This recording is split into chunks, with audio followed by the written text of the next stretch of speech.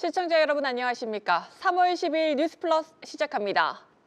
디지털 자산 거래소 대주주 지분을 20%까지로 제한하는 디지털 자산법 관련 규제가 추진되면서 업비트 운영사 두나무와 네이버 파이낸셜 간의 합병에 비상이 걸렸었죠. 그런데 한국경제TV 취재 결과 정부와 국회가 두나무 측 지분과 네이버 지분을 분리해서 규제하는 방안을 검토하고 있어 변화가 예상되고 있습니다. 이 사안 단독 취재한 증권부 이민재 기자와 짚어보겠습니다. 이 기자, 두나무 측 지분과 네이버 지분을 분리해서 규제한다. 정확히 어떤 구상인 겁니까? 그러니까 두나무 측 그리고 네이버 지분을 한 덩어리로 묶지 않는다라는 건데요. 이제 각각 따로 제한, 그러니까 분리 제한 방향이 이제 유력히 거론이 되고 있습니다. 이게 큰 틀에서 지금 거론되는 이제 큰 틀의 법안이 거래소 대주주 지분을 20%로 묶고 또 실제 시행은 이제 3년 뒤부터 적용하는 게 얘기가 나오고 있는데요. 이 실질 지배력을 따져서 이 대주주 지분 제한을 반영하면 두나무와 네이버 규제상에 같은 집단으로 묶지 않고 다른 칸에 넣을 수 있다는 겁니다. 네, 거론된 디지털 자산법 관련 규제 계산으로는 합해서 20%지만 말씀하신 것처럼 실질 지배주주로 지분을 제한해서 계산을 한다면 주체별로 20%씩 가능해지는 거죠. 왜 이런 논의가 나오고 있는 겁니까? 일단 이게 합병 이후에 이 구조를 좀 봐야 될 것 같은데요. 그냥 세 줄로 요약이 될 수가 있습니다. 일단 지금 보면 송치영 회장이 이제 19.5%, 김영련 부회장이 약 10%, 그리고 네이버가 약 17% 정도 가지고 있는데요. 이 합병 법인에서는 이들이 그리고 소수주주가 네이버 파이낸셜을 나눠 갖는 구조입니다. 나머지 지분은 이제 재무적 투자자들이 가지고 있고요. 그리고 이 네이버 파이낸셜, 합병 법인인 네이버 파이낸셜이 두나무 지분 100%, 그러니까 업비트 거래소를 거느리는 건데요. 이 것만 보면 네이버 파이낸셜이 두나무를 100% 소유하고 있기 때문에 네이버와 두나무를 한 묶음 규제로 해석을 할 수가 있습니다. 이렇게 되면 앞서 설명드린 대주주 20% 규제만 보면 모두 다 규제선에 걸릴 수밖에 없는데요. 다만 당국이 지분을 숫자보다 책임질, 실질 지배자 중심으로 규제를 하고 이에 초점을 맞추고 있기 때문에 그래서 보면 두나무 측 지분은 오너목, 또 네이버는 이 파트너목으로 나눠서 보자는 얘기가 나오는 겁니다. 네, 실질 지배자를 중심으로 규제를 한다. 그럼 이 안대로 진행이 된다면요. 두나무와 네이버 합병에는 이제 큰 무리가 없게 되는 겁니까? 네, 일단 완전히 막히는 그림에서는 조금 물러나는 분위기인데요. 최종 확정은 아니지만 이 거래소 대주주 지분 상한이 지금 20%, 그리고 적용이 이제 3년 정도 용기가 유력한데요. 중소형 거래소 같은 경우에는 최대 6년까지 더 주는 방안도 얘기가 되고 있습니다. 여기에 합병 신설 경우에는 일정 기간 20%를 넘어서 30% 이상까지 허용을 예외하는 것을 검토하고 있기 때문에 추가 조정, 이마저 좀 추가 조정 가능성이 있고요. 여기에 이제 두나무 측과 네이버 지분을 분리 제한까지 고려가 된다면 합병 무산보다는 일부 손질이 현실적인 그림이라는 예측이 나옵니다. 다만 일부 쟁점이 좀 남았는데요. 의결권 위임 구조 같은 경우에 이 공정위 기업 결합 심사라든지 금융당국 심사에서 추가로 다퉈볼 부분입니다. 네, 사실 이번 논의가 두나무 네이버만의 이슈는 아니잖아요. 맞습니다. 이 지분 제한이 좀 얘기가 많이 나온 게 빗썸 사태 이후에 좀 강화가 됐거든요. 문제는 이 잣대가 네이버 등 빅테크를 넘어서 금융사까지 많이 적용이 된다고 하면 이 거래소와 빅테크, 금융사 이들 결합까지 좀 안 될 수 있다라는 이런 효과까지 나올 수가 있거든요. 그렇기 때문에 어떤 핀테크 전체에 역풍이 우려가 되기 때문에 이와 관련해서 정치권이라든지 그 학계에서 동시에 경고를 했습니다. 현재 이제 당정 협의가 조율 중에 있는데요. 이게 나중에 되면은 합계에서 정리해서 발표할 가능성입니다. 최종적으로 예외적인 정리가 나올 수가 있는데 네이버와 두나무가 어떤 선택을 하는지에 따라서 디지털 자산, 또 빅테크, 그리고 핀테크가 분수령이 될 전망입니다. 네, 여기까지 듣겠습니다. 지금까지 증권부 이민재 기자였습니다.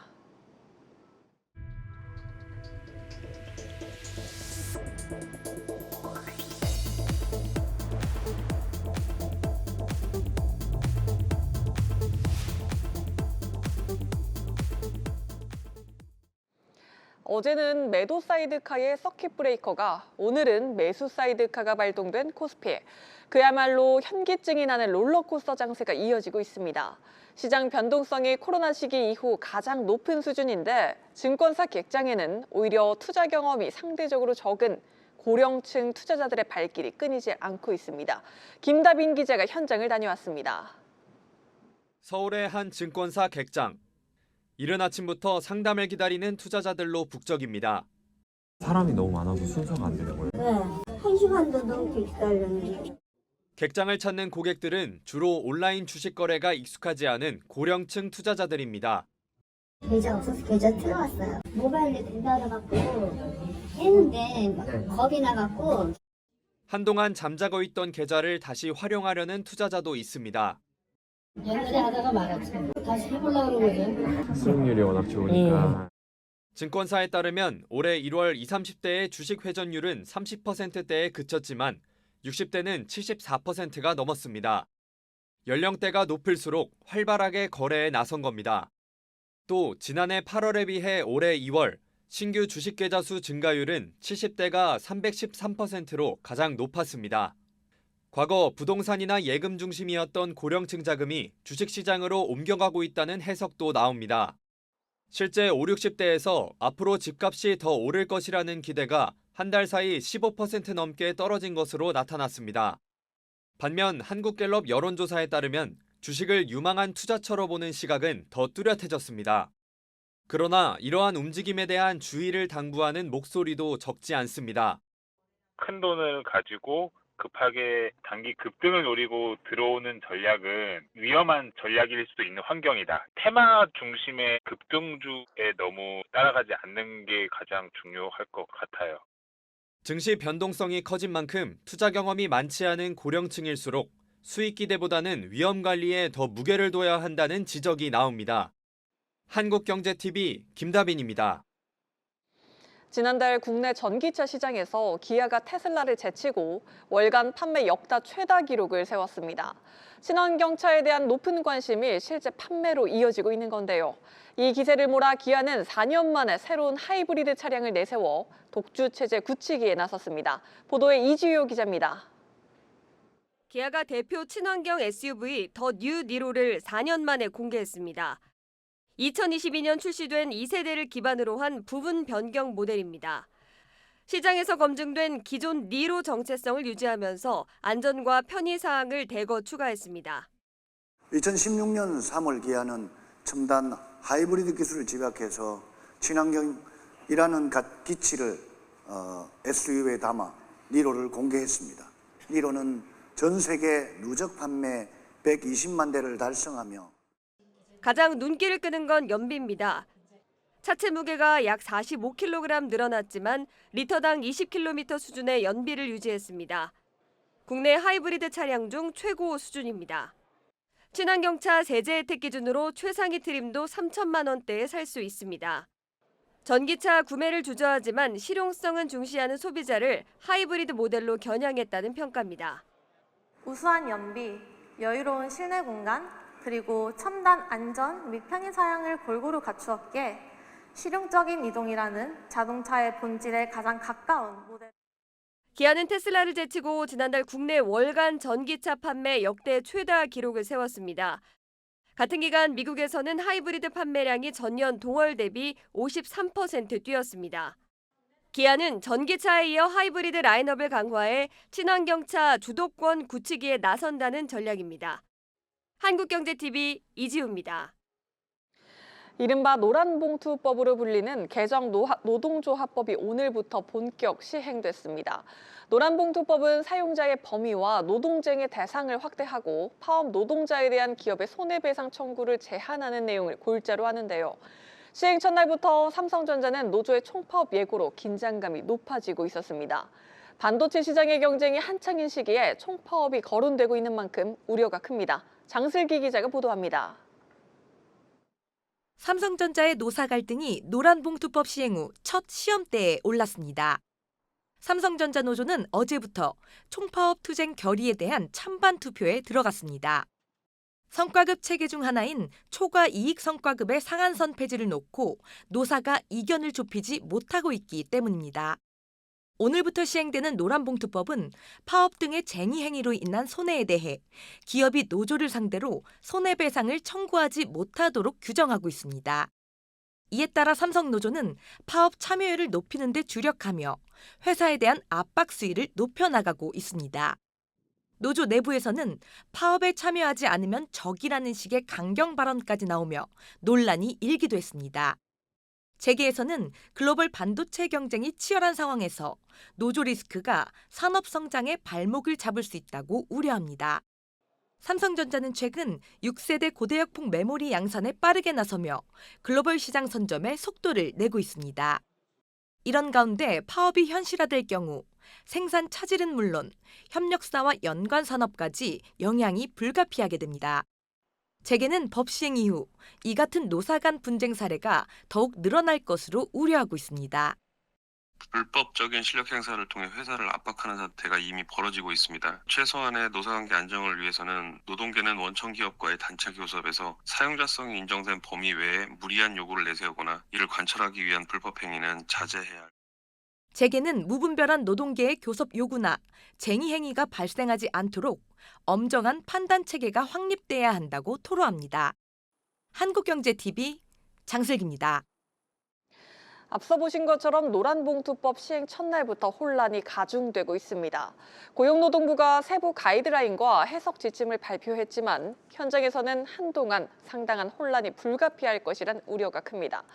노란봉투법이 노사관계의 발전적인 전환점이 될지 오히려 수많은 갈등을 촉발하게 될지 기로에 서 있는 상황입니다. 경제부 박승한 기자와 주요 쟁점 살펴보겠습니다. 박 기자, 일단 노란봉투법이 시행되면서 가장 크게 달라지는 점은 뭐라고 볼 수 있겠습니까? 네, 노란봉투법, 즉 개정노조법의 핵심은 법이 정하는 사용자의 범위가 넓어진 점입니다. 지금까지는 사용자라고 하면 보통 노동자와 직접 근로계약을 맺은 경우를 뜻했는데요. 때문에 하청업체 노동자의 경우 법적으로는 하청업체가 사용자로 적용됐었죠. 하지만 개정법 시행 이후에는 직접적인 고용 관계가 없더라도 사용자로 인정될 수 있습니다. 노동자의 임금이나 근로 조건에 실질적으로 영향을 미친다면 사용자에 해당되게 된 거죠. 대표적인 경우가 앞서 말씀드렸던 원청과 하청의 관계인데요.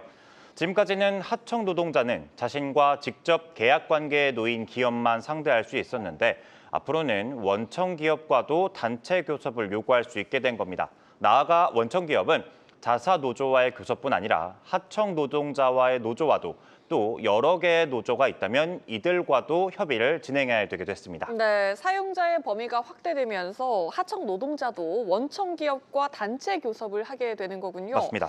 법 시행으로 노동계는 교섭권이 강해질 테지만 반면 산업계에선 하청까지 교섭해야 하니까 부담이 상당할 것으로 예상이 되는데 현재 각각 어떤 움직임 보이고 있습니까? 네, 법 통과를 환영해온 노동계부터 입장을 살펴보면요. 노란봉투법 시행을 발판 삼아서 현장 교섭력을 강화하고 있습니다.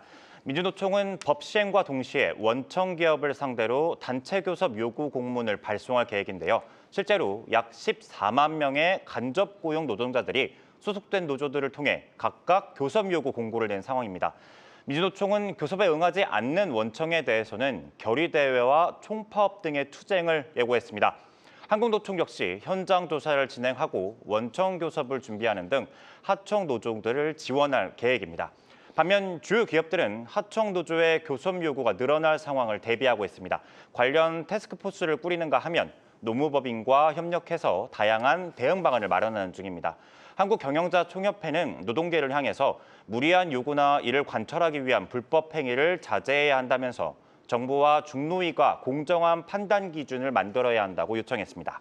네, 실제로 오늘 현대자동차 하청노조와 HD 현대중공업 하청노조를 필두로 각 하청노조들이 원청을 상대로 교섭 요구에 나섰죠. 그렇습니다.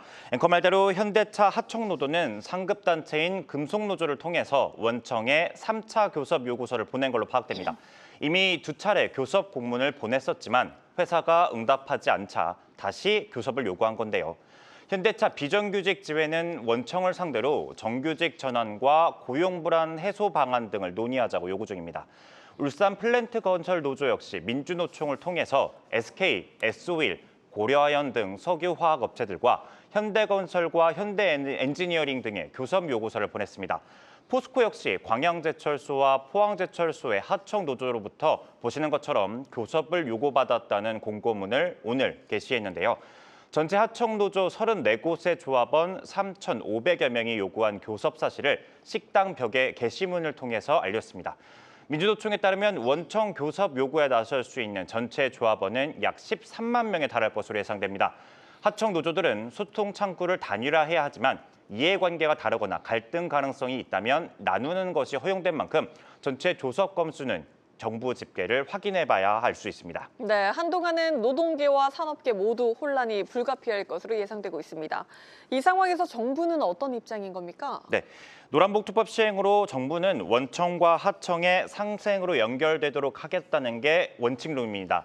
시행 첫날이었던 오늘 노동부와 공정위는 원하청 동반선작을 위한 업무 협약을 맺었는데요. 노동부는 원청과 하청 교섭이 안정적이고 실질적으로 이루어질 수 있게 다양한 상생 협력 모델을 만들 계획입니다. 구체적으로는 사용자성 판단을 신속히 내려서 원청과 하청 노동자가 불필요한 갈등을 키워나가지 않도록 하고요. 오늘 협약식에서 김영훈 노동부 장관은 개정노조법이 겹겹이 쌓인 하도급 구조에서 원청과 하청이 함께 성장하는 구조로 나가기 위한 토대라고 설명했습니다. 하지만 당장 현장에서는 노사 간 갈등을 넘어 노조들 간의 출도 가능성도 엿보이고 있는데요. 일부 하청 노조들의 교섭권이 세지면 오히려 원청 정규직 노조의 교섭력이 약해질 수 있기 때문이죠. 정부가 다양한 해석 지침을 내놓으면서 현장의 혼선을 줄이려 했지만 기준이 모호하다는 지적이 여전한 가운데 노란봉투법이 극한 춘토에 단추가 되진 않을지 우려가 커집니다. 네, 잘 들었습니다. 경제부 박승환 기자였습니다.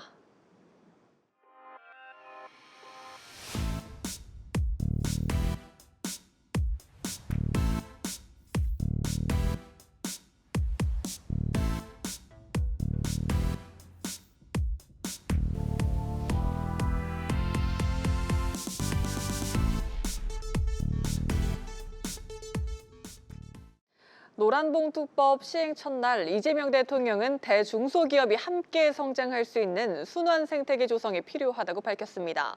과거 자원 집중을 통해 성장을 견인했던 이른바 낙수 효과는 이제 오히려 성장의 걸림돌이 되고 있다고 평가했습니다. 청와대 취재기자 연결합니다. 유효성 기자, 이 대통령이 기업들에게 생존 전략으로 대중소기업 간 상생 협력을 주문했다고요?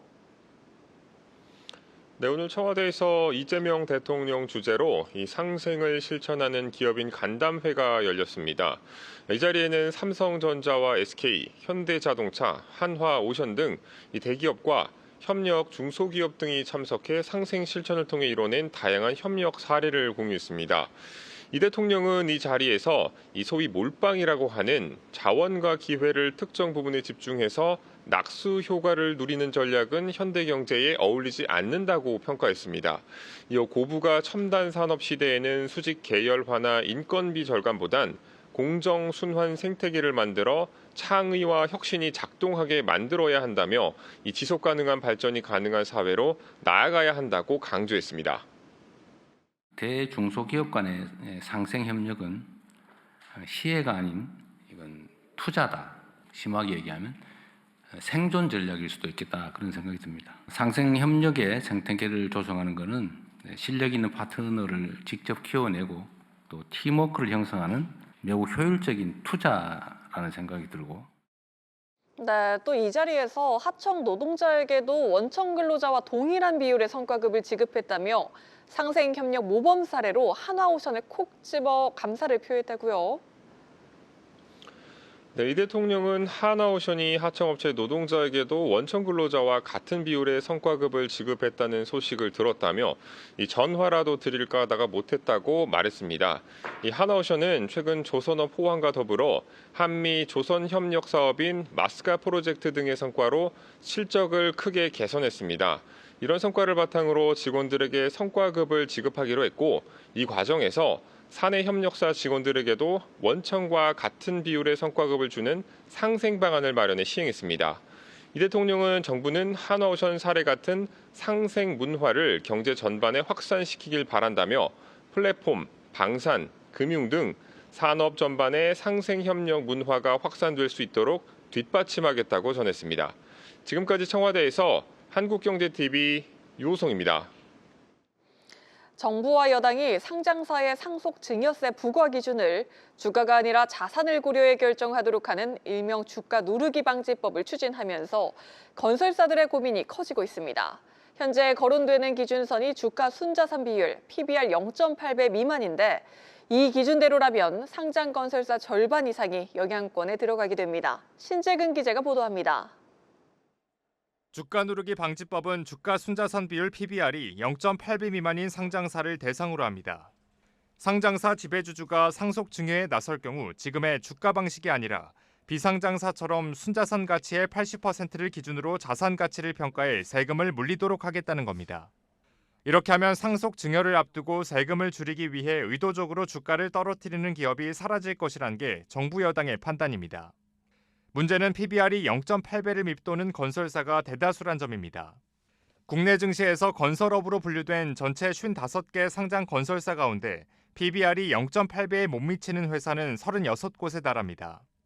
자산 가치 평가를 시가가 아닌 순자산 가치로 했을 경우를 가정해 한 대형 건설사의 상속 증여세를 비교해봤습니다. 시가로 주당 18,800여 원이던 재산가액이 여당이 추진하는 법안을 적용할 경우 주당 49,000원으로 3배 가까이 늘었습니다. 오너 일가가 지분을 보유 중인 건설사들이 주가 누르기 방지법에 직접적인 영향이 예상되는 이유입니다.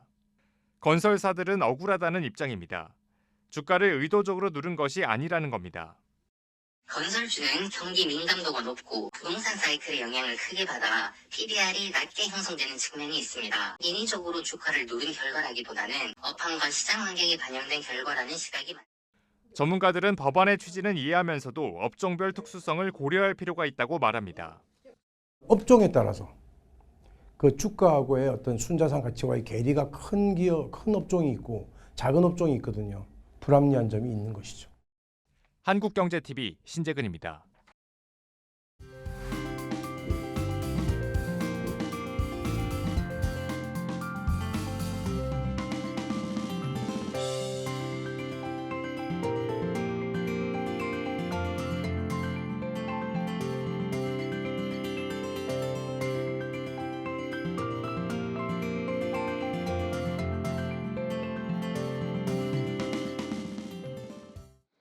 저희가 준비한 뉴스는 여기까지입니다. 시청해주신 여러분 고맙습니다.